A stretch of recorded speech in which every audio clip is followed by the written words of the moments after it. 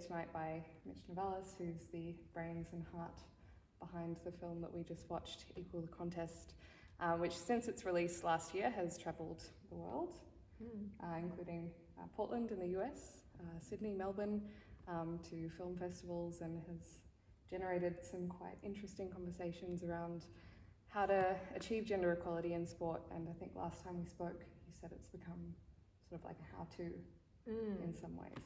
Yeah, it's evolving. Yes. Yeah, it's very exciting to see. So I wanted to start off by asking, when was the first moment that you knew that this was a story you had to tell? Yeah, it was probably when we got the rejection letter from the AFL, and up until that point I really was just stuffing around. Like, I was doing a master's, you know, which I was surrounded by people being arty, and so I was really feeling like, oh, I should be arty, and that's kind of how I attached the cameras to my body at first. Is that one of my mentors in masters is an amazing fine artist, and they were sort of saying, you know, why don't you experiment and play with things, and that's kind of what I was doing anyway, was to push the boundaries of how I create. And so I was like, oh, I could put cameras on my body, that could be interesting. And but as soon as we got the rejection letter, I was just like, who the hell rejects a bunch of people wanting to play football in 2021 at the time? It was end of 2021. It was like, and I've worked in spaces of gender equity through my photography business for the last 20 years, and so I knew immediately, I was just like, this is a bad choice for these people to be making. I want to document what happens, because quite often these choices or these decisions get made behind closed doors, and I knew the politics behind it was also really questionable. And so I thought, it's very rare to be in a position where I have access to document what's about to happen, and so I felt like it was big. Even though at the same time I was kind of like, oh, but this is a club no one's ever heard of, and I'm a person no one's ever heard of, and why is anyone going to care? So I had my own sort of self-doubts and self-consciousness, but at the same time I was really aware of the bigger picture of gender equity and gender equality and all of that stuff. And I just thought, there was something in my gut that was like, my head and my self-consciousness was like, oh, no one's going to be interested, but in my gut I was just like, the whole world is going to be interested in this story. And is that the reaction that you've found from audiences? Yeah, it's been incredible. And I also started to, little things started to happen along the way that kept affirming to me that I'm right. Like, I think within the first 2 months of starting to film, and I still didn't even know what it was yet. I was never meant to be in it, so I thought I was documenting the club. But then in the first 2 months, the state government started talking about the Fair Access Plan.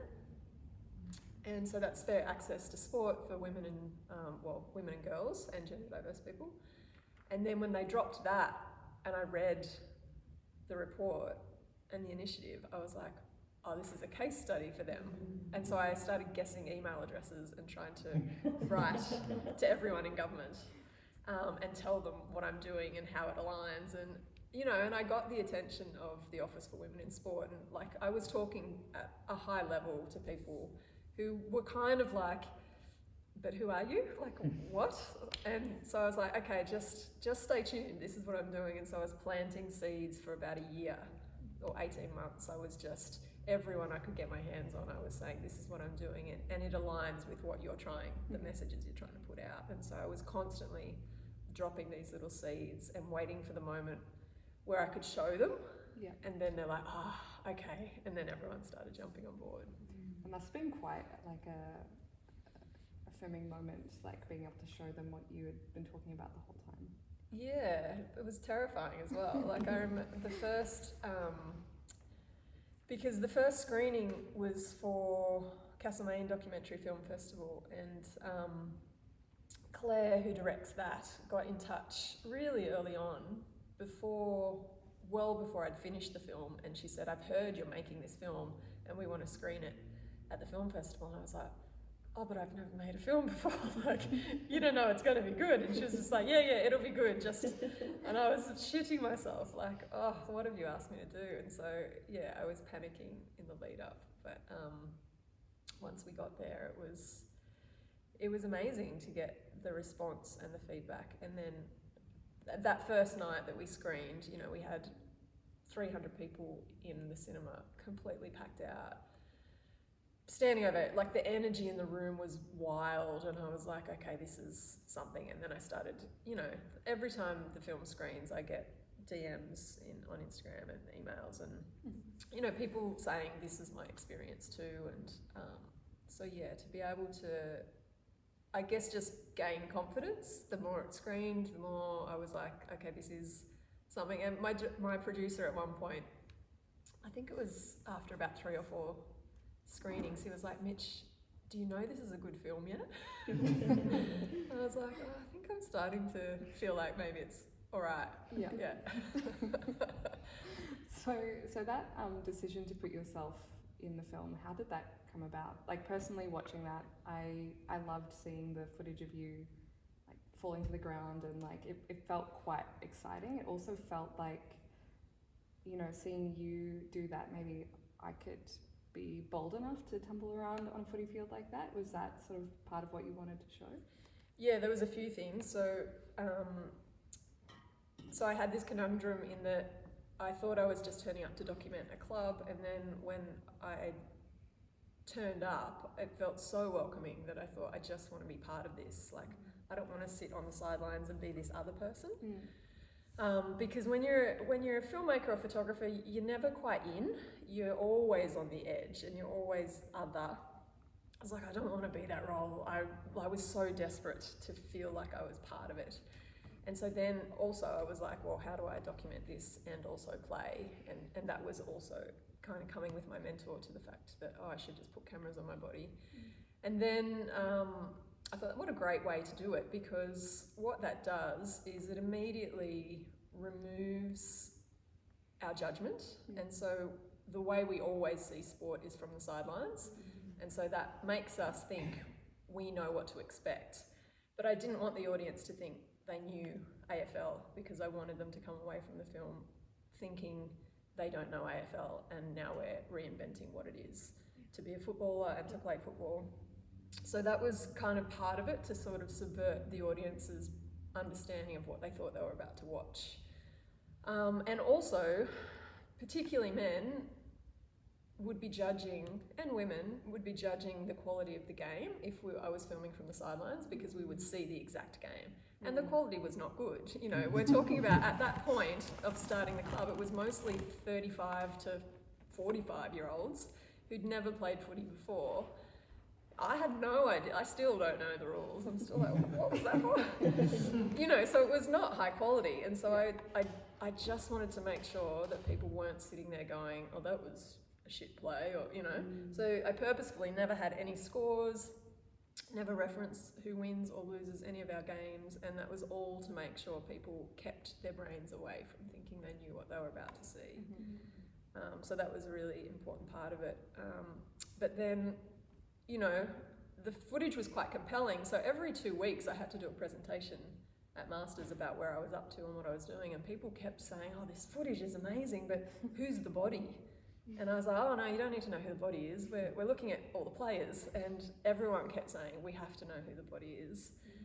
And then I had really big meltdowns, and you know, there was a lot of tears. I was like, I don't want to be visible. You know, no one needs to know who I am. And but I had also been doing little like audio, video diaries throughout, because I knew I had to write a thesis. And I thought, I'm going to get to the end of 18 months and have no recollection of what I was feeling. And I'm not a good note taker, I'm not a good diary writer. So I thought, while I've got the camera, I'll just record myself. So that footage where I'm crying after the first game, there was no intention ever for anyone ever to see that. That was literally just, I'll have a quick blah about what I was feeling. And I didn't realise I was feeling anything until I was just like, whoa. And so then all of it, like when I finally conceded that I needed to be in the film, then I was like, oh, this footage is perfect. but also bloody hell, like how confronting. So it was this whole journey of slowly getting to the point where I knew I had to be in it. Yeah. I was actually wondering if like the experience of being part of the team had helped you embrace your own identity and speak about that more confidently. It sounds like completely. Yeah, it's changed my life completely. Yeah. And I think I've just gone from someone who, like, I know, you always know there's other people that has your experiences, but you don't ever talk to other people about those experiences. So yeah, I guess I've gone from being quite a hermit. I live in a very tiny town, you know, with no shops, and I kind of hide out a lot. And before I joined the Falcons, I would go into Castlemaine to do my food shopping, but I wouldn't know anyone. So I would duck in, do my food shopping, duck back out to the bush and hide, speak to the kangaroos. And now I can't go anywhere without running into, like, the Falcons is huge, so I cannot get into town. I have to allow about 2 hours to do food shopping because I'm inevitably going to run into people and then sit and talk. So yeah, it's a totally different thing now, and there's a knowing in the Falcons that we feel each other's stories even if we haven't explicitly spoken to each other. Yeah, so it's pretty amazing. That's really nice. And so when the Falcons first applied for to be part of the AFL League, and you got that rejection, that was expressed quite emotionally in the film. How did you support each other as a film, as a team? And like, did that bring up any other conversations that were unexpected about your experience of gender discrimination?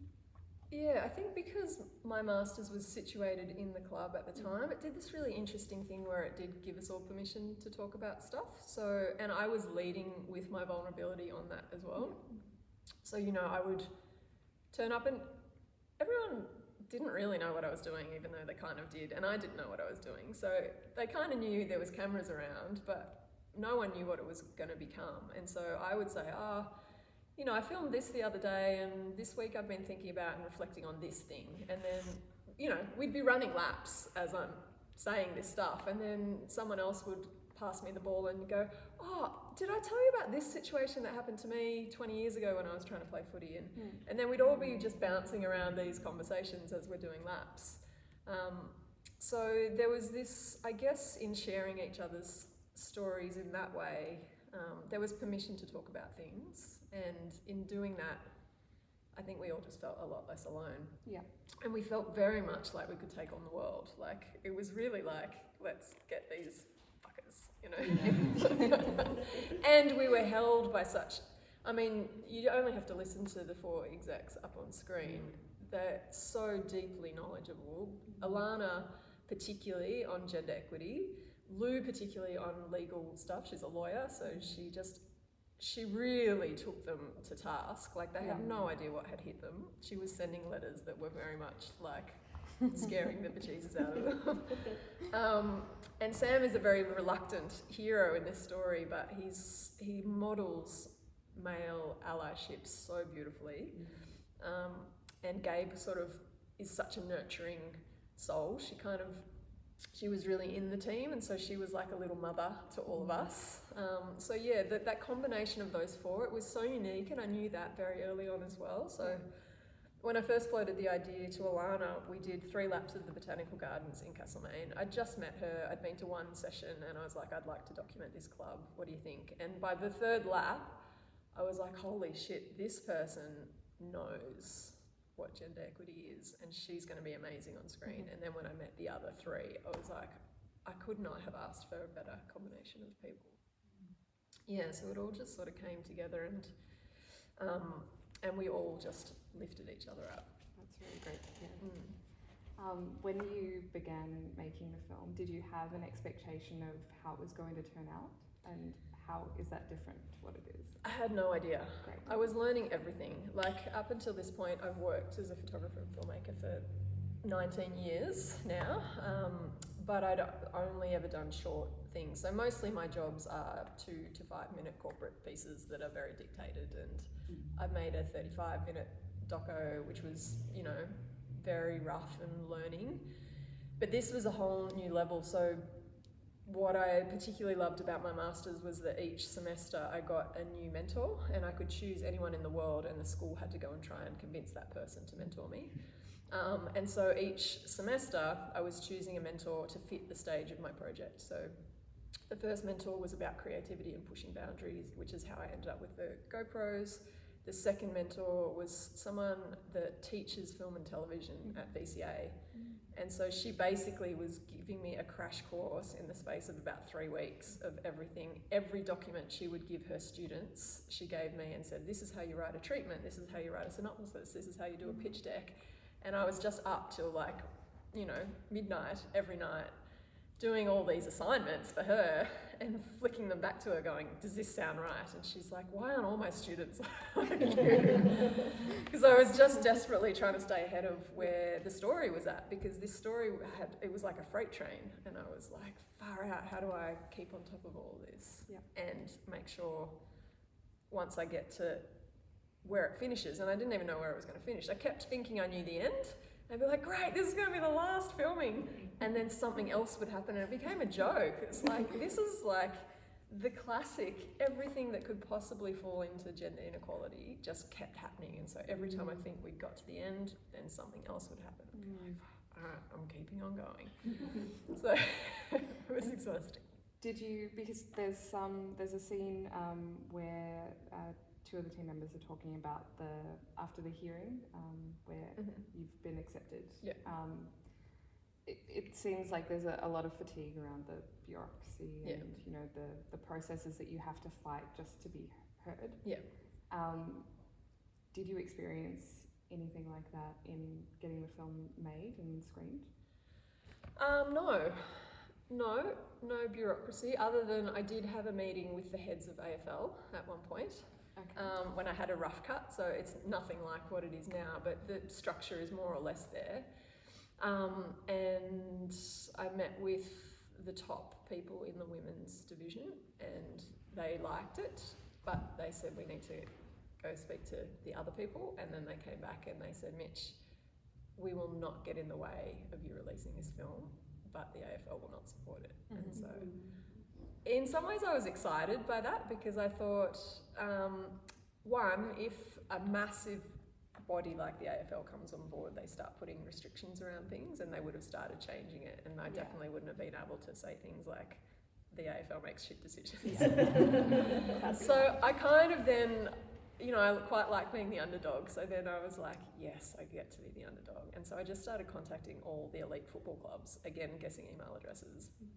Essendon has screened the film to all of their players and staff. We've got the Bulldogs coming up later this year are screening it through. And then I started to realise that all clubs now have pride groups attached. And so I started messaging them, and they're all like, of course we have to screen this at our club. So then it's like, oh, I just get to bring the AFL down from the inside. So the main AFL don't want to endorse it, but every other club knows it's important to see. Yeah. So yeah, it's kind of fun. That's really exciting. Yeah. I remember last time we spoke, you said that because clubs are starting to show it and schools are starting to screen it as well, that's helping to facilitate some of the changes. How is that process going?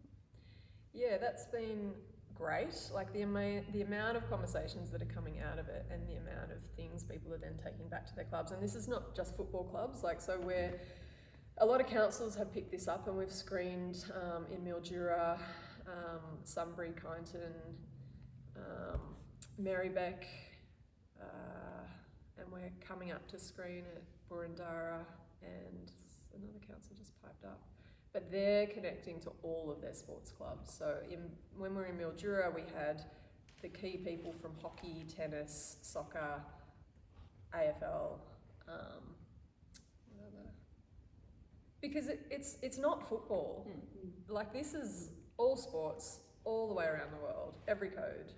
It's the same story. So you just have to replace the ball, and then you've just got the story all over again. So yeah, we're just we're really getting that sort of response, and the state government contacted me recently and said, look, we really want to get clubs to watch this. Like, we want to push it into clubs, but we're not getting the buy-in because it's too long. And so they're like, can you cut it down? Can we create a workshop? So now we're talking about how do we turn this into a digestible 40-minute workshop that we can take into clubs. And they come away with these really actionable things that they can do. So that's kind of the next iteration, I think. Interesting. Is that something that you are passionate about seeing? Yeah, for sure. Yeah, I'm hooked on footy, but not really. I'm hooked on gender equity. I remember you saying that this was not really a film about football. No, for me it's not at all. It just happens to be football. Like, if they had to put a poster up saying women and gender diverse people welcome to come and play chess, we'd all be sitting around with strategies on a chessboard right now. You know, it just happened to be footy. So my passion is gender equality in sports. My passion is gender equality, non-stop. And beyond that, it's prevention of violence against women and children. And so that is at the back of my mind in everything I'm doing. Like, yes, I'm banging on about footy a lot, but the reason I'm doing that is for these bigger things that are, the most important things to me. And in the film, is it Sam? He talks about that feeling of white cis male guilt. Yep. It's very briefly mentioned. Has anything else come up around that since you released the film? Have you had any revelations or progressive conversations with people about that? Yeah, I think what I've really loved and not expected as much is that we've had a lot of responses. Still overwhelmingly our audience is women, which is really sad for me because I don't want to be preaching to the converted, although at the same time this is a rare opportunity for a lot of women and gender diverse and queer people to see themselves in a positive way on screen. So that's great. So I am happy that I'm preaching to the converted.